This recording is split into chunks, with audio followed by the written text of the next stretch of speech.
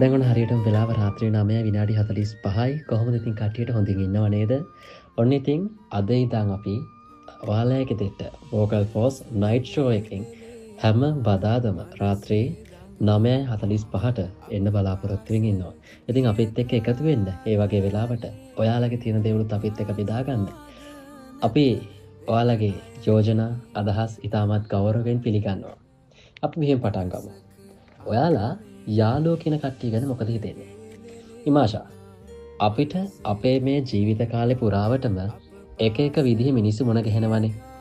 අපි මේ මිනිස්සුත් එක්ක දවසින් දවස ජීවිතේ අඩියෙන් අඩිය ඉස්සරහට යනවා. ඒ යන අතරමඟදී මේ බැඳීම් වලින් අපේ ජීවිතවලට ලොකු බලපෑම් කරන්න පුළුවන් සමහර මිනිස්සුත් අපිත් එක්කම මේ ජීවිතය කියන රේස් එකේ දුවනවා.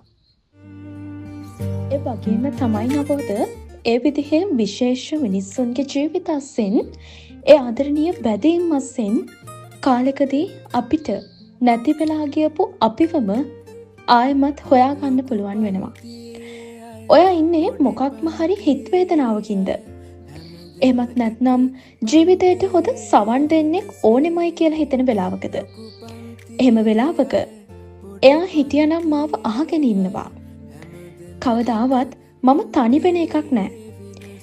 මං එහෙම කියද්දී ඔයාට ඔයාගේ හොඳම යාළුවව මතක් වුණා නේද?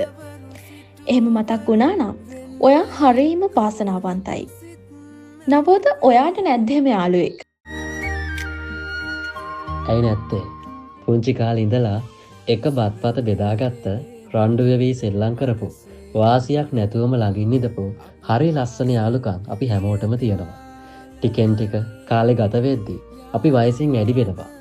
අපේ ජීවිතවලින් අනවශ්‍ය මිනිස්සු ටික හැලිලා අවශ්‍ය මිනිස්සු ටිකක් විතරක් අපි ළඟ ඉතුරු වෙනවා. එහෙම ඉතුරු වුණොත් එදත් අදත් වෙනසක් නැතුව ළඟින් ඉඳපු යාළුවෝ අපි වහගෙන ඉන්න ඔයාටත් ඇති මේ මට වගේම. ඉතින් අමතක නොකරම මෙතනින් එයාගේ නමත් ලියලා යන්න. එක පුංචි මැසේජ් එකකින් ඔයාට පුළුවන් ඔයා වෙනුවෙන් අදටත් පෙනී ඉන්න, හෙටත් ඔයාව වෙනුවෙන් ඉදී කියලා හිතන ඔයාගේ ඒ යාළුවාට කෘතගුණ දක්වන්න.